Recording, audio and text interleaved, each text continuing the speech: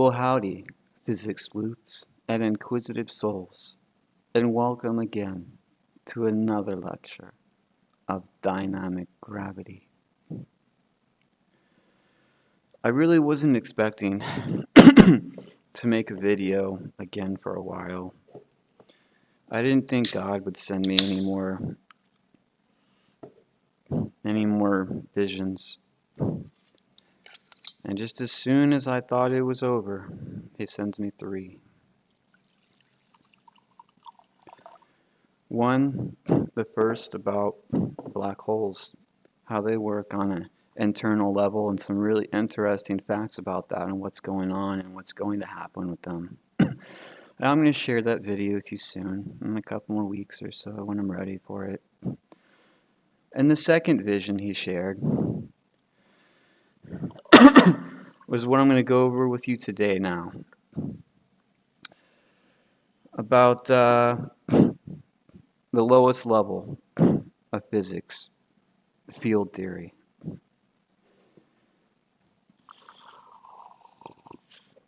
Before I only had about 10% of that worked out. Now I feel it's closer around 80%. I still don't know everything. But I'm confident that with time I'll know more, maybe all. If only I had some help. And the third vision, it really rocked me, man. It really hurt me. Notice I'm smoking cigarettes again. That's how bad it hurt me. Some of you might be saying, well, how do you know your visions are real? It could just be fantasies, daydreams, whatever. Maybe. But then explain to me how the third vision was of a girl that I loved. I loved her more than anything. And she broke my heart. And she strung me along and played games with me and tricks on me for years. And for years I just loved her and I chased her. And I never understood what the hang up was because she would lead me on. And then out of nowhere she just disappeared in my life. Just a couple of weeks where I was going to come back down and see her in person again. And God showed me all of the wicked things she was doing with other men as she would talk to me on the phone. I haven't thought about her in almost a year. I mean, she wrecked me, dude. This was years ago. Every night I went to sleep crying. It hurt real bad, man, to lose your soulmate. And I feel like she was. We're perfect. We agreed on everything, every issue. We were both born under a blood moon. This is like so rare to have 2 blood moon babies find each other. It's like 1 in a million. Everything, our temperament, everything. We're perfect soulmates, but at the end of the day, like all women, she loves the game more than she loves men. And God showed me what she was doing with men on the final calls as she was calling me, telling me how she was sad and just wanted someone to talk to. Please, Sean, just talk to me. Just talk to me for like the next 20 minutes. I don't want to say anything. You just talk. And she was blowing strangers and fucking random cars and shit. I had no clue about this. God blinded me for a good reason. Because he knew I was going to fucking kill her if I came back down to see her in a couple weeks in the same city as her. He knew I'd kill her. That's who I am, dude. I'm a stone cold psychopath, my man. Nothing more. Did not idolize me. I am not a nice guy. I am a fucking asshole to anyone that shows the slightest bit of disdain towards me. And I am ruthless as fuck. But I am eternally kind to those who are kind and turn to me. So if you doubt my visions, then I ask you, why did I get this vision that put me to my fucking knees in tears? A girl that I haven't even thought of much for a year, but it was still weighing heavily on my psyche and my emotional self. She had seared my soul in a way that No other woman I'd ever allowed that close to me to do that to. But anyways, you didn't come here to listen to me ramble on and on about my problems in my life. I just wanted you to know things are not always as you think they are, child. So, with that, let's break into this episode. We're going to go off into field theory, okay? Now, the only revelation, this revelation came on top of the last revelation that God gave me, which is it. If you haven't watched this video, you really need to watch my last video I made about this, about the internal structure of electrons. They are essentially just electromagnetic vortexes, okay? That's what they are. And they're very stable.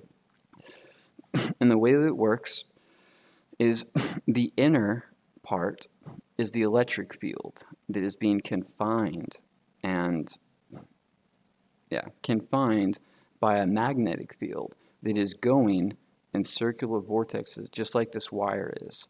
Only this one, it would be opposite, because this one, the electric field, is going this way, and the magnetic field is being created inside. But I personally believe that for the electron, it's a different dynamic. It is the magnetic field is confining the electric field, and that leads to a whole lot of craziness that goes on, all right? And so this, absolutely, I think I can explain field theory with this, and what's going on at the lowest level of physics. There's no particles, it's so low. This is just simply energy finding equilibrium, is all it is. Energy, that's it. And energy could be best thought of as disturbances into entropy. That's really it. Just a natural violation of order where things must equalize is probably the best way to think of like a field, an electric field. All right, and a magnetic field is attached to an electric field, so they're really the same thing. So they're one and the same. They're just two sides of the different coin. That's all they really are. Because you can't really have one without the other. Well, I guess you can have an electric field without a magnetic field, but if it's moving, now you can't, and that's what the magnetic field is. It's a thing. All right. So. Here would be an example. The vortexes go from the inside and swirl around back in again, all right? And as we learned in the last lecture, this can have two orientations, two different spin states. The vortex can be spinning from inside out or outside spin, but outside in. But if you flip them, they now have the same orientation of spin, which means you can now stack two of them on top of each other and not violate any laws of physics. I don't know why it's only two, but it's only two for whatever reason it's only two. This explains electron spin states and orbitals, all right? This also explains the double slit experiment. I'll probably make a video of that soon. This explains everything. It explains the behavior of electrons, and I'm going to go into why it explains the behavior of electrons too, and much deeper than I did in my last video, so buckle up. Hopefully this won't be too long, kiddos, but you never know with me. Things go as they go. All right, so we learn that the electron being an electromagnetic vortex is not just clearly in my imagination. This has been done recently. They have created electromagnetic vortexes. Now, they're not the size and dimensions and specifications of the electrons, so they're not electrons, but they are similar in acting in very ways. They're stable things that go out long distances, and they feed off each other internally, like this, as you can see. Excuse me, brain damage. All right. And here's a paper. Here's the people's original paper. I already read it, looking for any little instances that could help me out here. on mechanics they might have discovered while playing around with this thing, these electromagnetic vortexes they created in their laboratory recently. And I really didn't find anything of use to help us out in our endeavor here. But just know, this is not me just making stuff up, kids, okay? This is a real thing that has just been discovered recently, and I can explain everything, all right? So, we have electric fields, okay? Now, the thing about electric fields is currently, oh, cute little kitty, nobody knows exactly how they work until now with me, okay? Now, as I said before, in my previous lectures, I have stated that an electric field is most likely best thought of as just simply a ton of virtual particles constantly being emitted by atoms above absolute zero. And these constant particles are being sent out in all directions or interacting with particles around them depending on different charge states, okay? And that these particles will charge up or charge down other particles, which will now change their resistance and equilibrium level and bring them even closer or further away. This is clearly not a good example, and I'm going to have to revise that here. I still do believe that the bulk of the work is charge differential, that what is going on here is we are changing the charge of the electrons, or possibly quarks. And that causes them to find new equilibrium coming in closer or further away to whatever parent object they're in the field of. But at this point, I have to say that we're so far deep down the rabbit hole here that even that is questionable at this point. But I still believe that's the best way to imagine what's going on here. And I am having some difficulty running simulations in my mind, trying to get all the forces to work out perfectly the way we have observed them to. And that is because there are factors I'm unable to anticipate, such as the difference between photons and protons, as I've explained in previous lectures. Or a photon is emitted from an electron, all right, moving around in the protons field. And a proton is the counter particle of that, which is emitted from a proton or quark in the presence of an electron field. And this is very rare for this to happen, just why it only happens mainly during nuclear fusion and fission processes. And the highest version of a photon is an electron, and the highest version of a proton is a neutrino, okay? This is all stuff that I've delved into and explained to great detail in previous lectures. If you want to know the truth, it's probably good to start there, okay? But we have these charged particles, okay? Positive and negative, or positive and positive.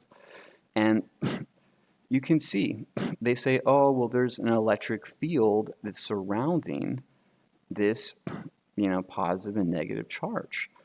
But they don't know what the electric field is. And quantum or classical physics would say that it would be something like a virtual photon, an actual particle moving here and about. Where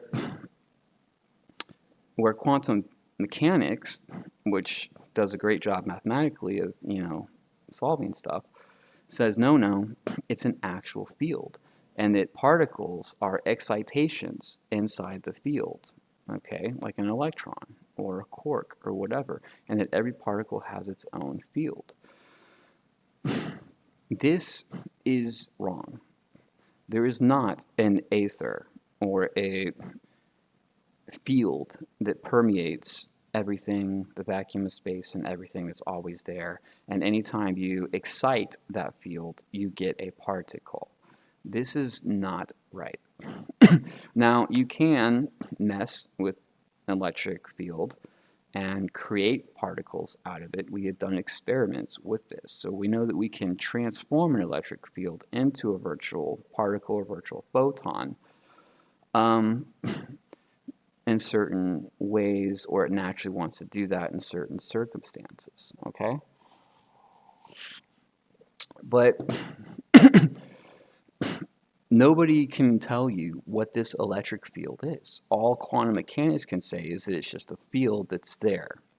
That's it. That's all they can tell you. I'm going to explain to you what this field is, okay? So, let's go here. This is from my previous lecture on electrons or vortexes. You know what? Maybe it's not such a bad idea to keep this. Okay. So let's say, let's take away this guy right here.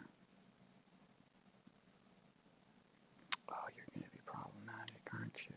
Okay. Now, let's say here is your vortex that represents an electron. And let's say typically it wants to spin from inside out, unless it's being forced into a top of a spin state, in which you will flip the spin state of it so they can coexist, and then they will go like this way. Oh, jeez. Wow, man, this one is really being problematic. Okay, in which you can flip these spin states, and then they will add together, all right? So, how will we get an electric field that exerts force at a distance without a medium with this? The way it is as I described, what's most likely going on inside the center of this vortex is it is a self-propagating loop, okay? As it spins with its momentum, and the twirling is probably not going the speed of light, maybe not even that close to it. It's probably going the maximum speed that a proton will allow the electric force or an electron to operate and behave in its presence, which is the fine structure constant, which is 1 over 137.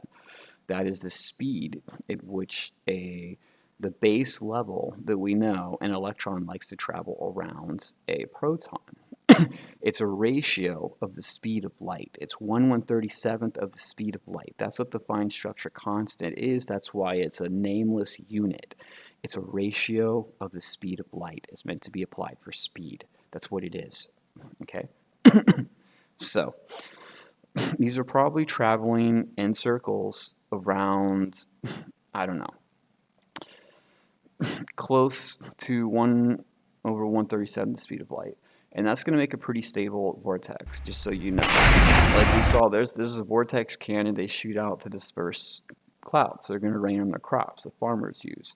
It just shot a vortex like a mile into the air, just gas through an explosion, faster than the speed of light to break up. So the faster they go, the more stable they are, okay? So if you have a vortex spinning at like 1/137th of the speed of light, it's going to be very, very strong and stable, okay? And what it's going to be doing, as it was described, we know from Maxwell equations that electromagnetic radiation is like a self-propagating thing. That as the electric force moves, it creates a magnetic field, which then reacts and then adds to the electric field, which feeds the electric field more, which then creates, again, the magnetic field, and it just keeps going back and forth. And I don't understand exactly how this is on a perfect level, but I do understand enough to say that, yes, this is something like the mechanics of what is going on. A light wave or electrons are truly self-propagating entities, and they have like 100% efficiency, so they never slow down, they never run out, and they always want to go the speed of light. So if you have an electron that's in the presence of a proton, and that proton slows it down to 1/137th of the speed of light, and then somehow that electron gets ejected, now it wants to speed up back again towards the speed of light, as long as it's not in a gravitational field or the field of a proton. It will want to travel the speed of light. But as long as it's in a gravitational field, it will never be able to do that, because that's going to exert drag forces on it. And this is why this explains why Einstein's equation is relevant on if you want to make something go faster towards the speed of light, you have to exert a comically large amount of force to do this, okay? Oh my goodness. So, as this thing is self-propagating in a loop, okay, it's going around, and it's keeping itself going, and its momentum, it wants to keep traveling at the speed of light, okay? Is it spinning? It's creating two electric fields and a magnetic field, maybe more. I haven't gotten the rock bottom on this, okay? Now, as this electric field is going, or this magnetic field is going around here, and the opposite is going to be confined and spin around here, okay? But the actual distribution of, let's say, around one of these wires, or let's say a circular motion bit of the magnetic force, is it's going to actually have the counter force. If it's like a magnetic field, like an electron is, I believe, then you're going to have the electric field that's going to be confined in here. But there's also going to be an equal amount of electric field that's going to be radiating outward in all directions as it spins, okay? So the electric field here is divided equally into two portions. One, all of it that is trapped inside this loop, and it's all concentrated. And then the other half, which is just being shot out randomly in all directions. So they say that the field is completely confined in here, but it's really not. It's just super, super strong in here and super, super weak out here. Because even though they're equal amounts of energy, one is being concentrated, the other is being dispersed, if that makes any sense, okay? And it's not being dispersed like the electric field, like, so let's say this is our electron, okay? The electric field is not being dispersed out constantly, continuously, in all directions. As this spins and interplays and creates a magnetic field, and then it creates an electric field inside and out, it's going to have a burst. It's going to shoot out, okay? So it's going to, as it spins, it'll say, create a wave, almost, so to speak, okay, of the electric field, okay? And it's just going to go out. And it's going to go, and it's going to be traveling as this thing propagates around. This shooting out is going to also propagate around it in all directions as it spins. And since we have a toroid that has all sides, it's as it spins in a circular, it's going to eventually hit all angles and all sides as it goes around, even internally. It's even going to hit itself. And I'm going to tell you why that's important here and what that tells us, okay? So it's going to create this thing, and it's best thought of, I'm thinking of it so far, as a radar wave, okay?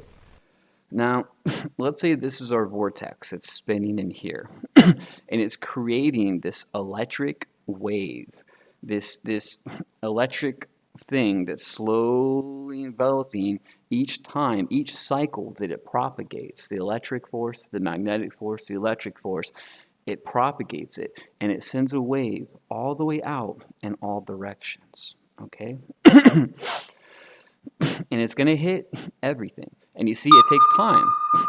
It's not continuous, and then it's sending out all directions. And it's probably not going to be continuous like this is, where it's constantly being smoothly rotated. It might be coming in bursts as each cycle in hertz comes of the electromagnetic wave, okay? But it is going to, at least, at the very least, be sending pulses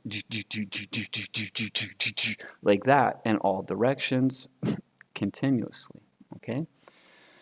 And so when this electric wave is, let's say, you got an electron acting with another electron, okay?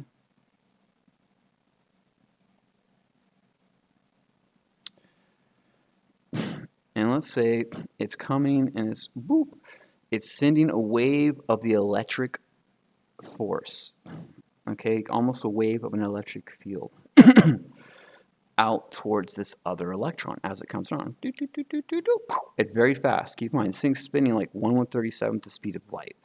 So how many times it actually is going to beam on this, like a radar beams, like this one is going by what, one revolution every 10 seconds about, it looks like.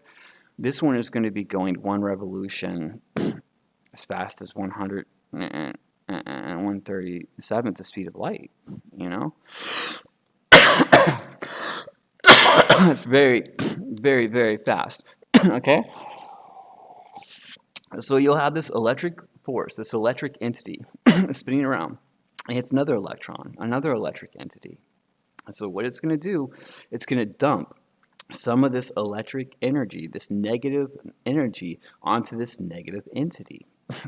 And that's going to make this even more negative.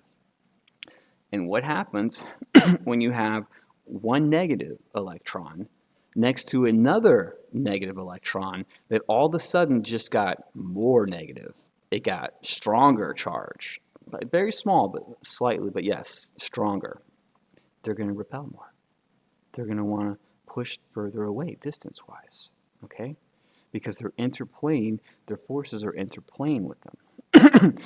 And as I said, it's not a perfect analogy to think of it as just simply redistributing charge, because there is another layer that has to be solved, another layer of the onion has to be pulled back. Okay, well, exactly what is going on to create this force? I think it's safe to say that somehow the interplay between the magnetic field with the electric field is the actual force generator. I don't know that yet. As I said, I'm only about 80% of the way through this. I still have another 20%, but I probably have to learn other things and go down other rabbit holes where I can finish this one 100%. So here we are. Okay? So this explains how this constantly shooting out of an electric wave is going to interplay with other charged particles, and it's going to create force. It's going to exert force. Well, guess what? As I said, this thing spins all the way around. What happens when it gets into right here?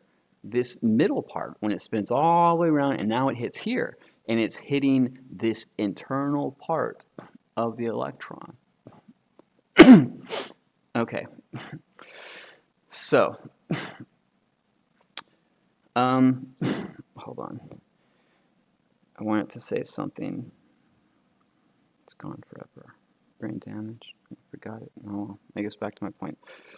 So, as it turns around and hits us internally, it's going to exert force against it. So this part of the electron, the vortex, is going to be more negative than this part, and it's going to beam it, and it's going to want to expand out. It's going to want to grow out. Okay? So naturally, the natural state of an electron wants to be large. Because, but know this, it can't get too large. There has to be a limit, because this is like a angular velocity for a vortex, okay?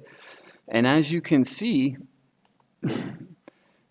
the further away from the core you get, the faster this has to go, okay?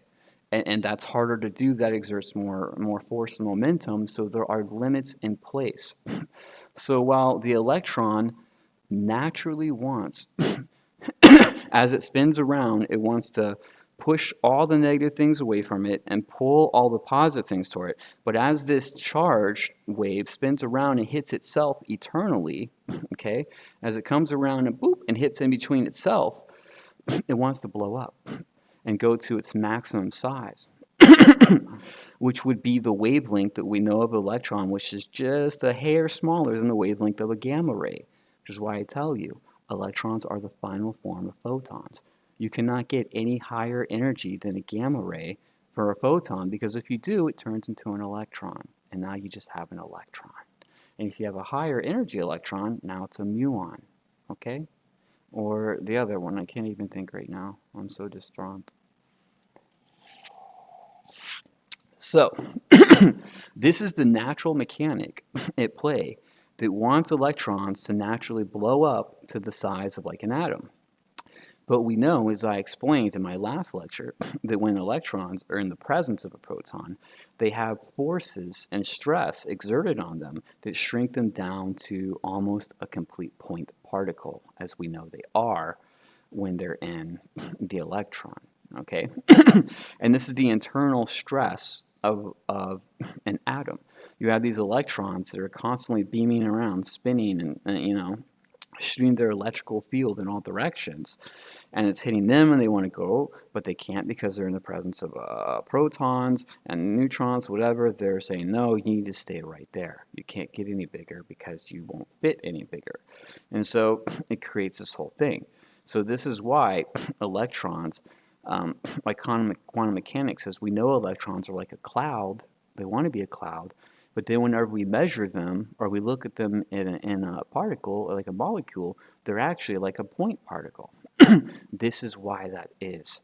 This is the equilibrium that the electron is always doing forever and ever and ever to the end of time. It always wants to be this big and go the speed of light, but when it's in the presence of a proton, it has to relegate itself to, much smaller and to much slower. And this is how the equilibrium is created. Okay? Yes, I think that pretty much covers everything. Let me make sure I didn't miss anything from my notes. Electric field around them, but electrons do. Okay, yes, that's a good point. I really need to hit. Okay, so this explains also. This is something that I couldn't explain before. I told you in my other lectures. Listen, man. An electron is a photon, the highest state of a photon. And a photon is an electron spaced out in time. Okay? Like here's an electron, your vortex, okay, right here. And then here's the photon. It's a vortex that's not looped. It's not closed. It's just worming its way, meandering its way through and going in the direction it is. But we know that electrons have an electric field associated with them, and photons don't. Okay? Now, the reason why this is because, as I explained in my previous lecture, and now we know rock bottom reason why, photons are not vortexes. Only the electrons are created fast enough with enough energy for the electron to go down and up fast enough to create the vortex spin. Okay?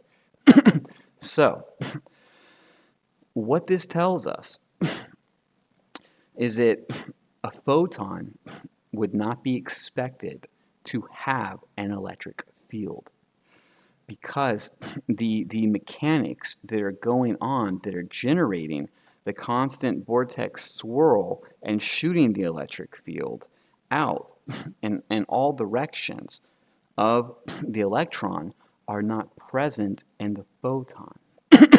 Now, that doesn't mean that photons don't have any sort of electric field associated with them at all. They do, as they are affected by gravity. We know this, okay? They are they are just like an electron. They are an electric field surrounded and confined by a magnetic force, okay? The difference is the way that they propagate, they don't send out an electric field in the same fashion that an electron does. Okay? So it's a different thing, but they do have a slight electric field. Now, I haven't figured out exactly how that is. It might be an omnidirectional thing where the electron, my bad. The photon might be directional, right? One way, bing, like a beam, like a laser shooting that electric field out, depending on how it's going, where the electron is shooting out omnidirectional in all directions as it rotates and spins and pulses and regenerates these hertz and cycles of the electromagnetic field, okay?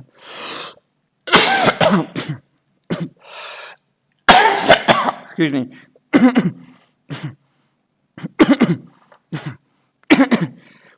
Brain damage. Some days is better than others. It's the price you pay when you play the game of war. The game of death, my children. Always takes a high toll on you. Okay, so I think I've done a good job of explaining the difference between why an electron and a photon don't have the same fields associated with them, even though they're the same entities, ultimately.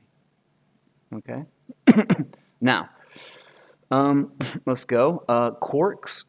Quarks are probably going to be my next thing that I'm going to dig into. I haven't figured out the internal structure of a quark. Obviously, I am suspecting that it is very similar, if not identical in some way, to that of the electron, because we know the quark is the counter particle in most all ways, as the electron is. So I would suspect that the quark is very similar to how the electron works and behaves structurally that I've explained. But I'm not there yet. I can't make that claim. It would just be irresponsible of me. So I'm still working it out. We'll see. But I believe it's probably going to be very similar. Okay? Now, what else do we got? Um, okay. So here is an interesting thing that could come. Okay.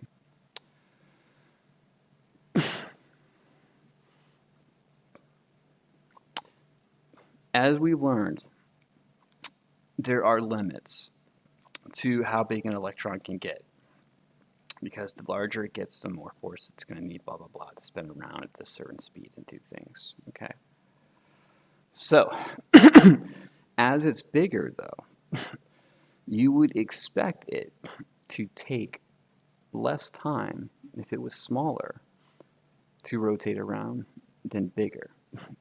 Meaning that the amount of times that this electric wave spins around and beams something like another charged particles would be more if it's a smaller, like a point size electron, versus say if it's a lone traveling electron that's like a giant cloud. Okay? They're both the same thing, but they're different sizes. Okay? And you would expect that because of the conservative of angular motion, momentum, and all this, that as the electron gets its preferred larger state, it's going to rotate slower and do its thing, its electric hertz slower, which means that it's going to beam other charged particles less, so that it theoretically could exert less force. You could have an electron that exerts less force at the same distance as another identical electron, only it's in its point form for whatever reason. Now, as we know, electrons don't change their point orientation without a reason, like they're in the presence of a proton or being measured or something according to quantum mechanics. So this is really hard. It's really hard to say. It's really hard to confirm. Plus also, you could say, well, yeah, it goes slower, but as it goes slower and it beams your target, it's going to stay on it longer, meaning ultimately every rotation is going to have the exact same amount of force. This is also a possibility. I cannot even determine this at this time. I just want to let you know that it's definitely one of the two, and I don't know which. I really don't. But one is testable, the other not so much. So, I don't know. We'll see. Maybe. Okay? Let me see. Blah, blah, blah. Bound by my da-da. Nuclear side spawns outside. Blah, blah, blah. Kills virtual theory. Yes. Okay. So just to let you know, this does pretty much kill the virtual photon theory in many ways. My bad. This doesn't kill virtual photon theory. There are definitely virtual photons. They're 100% virtual photons. As I explained in previous lectures, all virtual photons are very, very low energy photons. That's what they are. They're very low energy photons spaced out greatly in time, and a long, long time frame. That's what they are. But, and while they do exert the force of gravity, virtual photons do, or at least photons definitely, which are a form of a photon. So we have different levels here, okay? I'm going off of the electric field, the lowest level. But the level just above that is the level of the photon and electron, okay? And that is also doing things and exerting force, but it's using this level to do that, okay?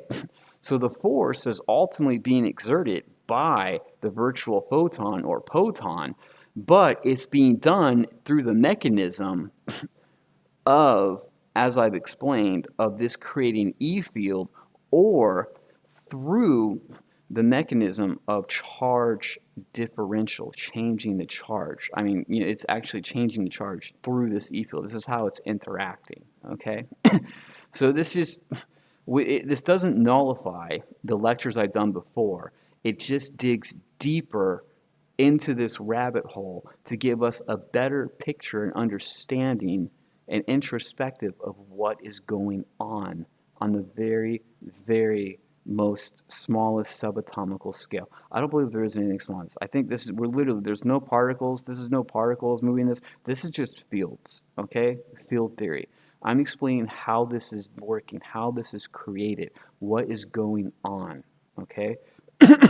And this is very deep down the rabbit hole, my children. This is not, introductory level stuff. Okay. Okay, yep. Okay, just explain this. Hang on, probably spell. Okay, blah, blah, blah. Okay, I think that's it. Yeah. Yeah, I think we're done. We did a good job here. Okay. Hopefully this video wasn't too long. I hope that you understand now. Excuse me. I hope you understand now exactly what an electron and a photon and a neutrino and a proton are, and how they are well, maybe we're not there on a photon and proton level yet, but at least we understand now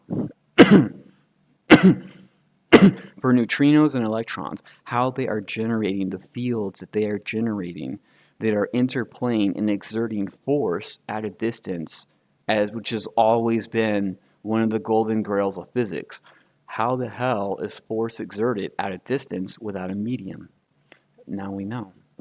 Technically, the particle is creating the medium of the electric field, which is then, I don't know, like grounding out or something and exerting force and pulling it. There's a lot of different mechanisms that could be going on here.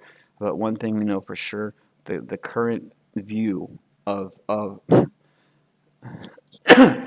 virtual particles and field theory are not correct. They do have some truths. They're not all lies, but they are definitely more false than they are correct. My theory is 100% the best way to go, to think about everything. I'm telling you, I can explain everything in this world, my son, everything. I alone can calculate gravity, dark matter, and dark energy with the same equation perfectly, with all observations. I am not bullshit. I am not stupid, okay? I know this stuff. And thanks to God's help and blessing, He has really, really sent me on the right path. And I'm forever grateful for that, even though sometimes it hurts. And with that, I wish you a good day. And until our next lecture, I bid you farewell. Adios, muchachos. Like, subscribe, submit.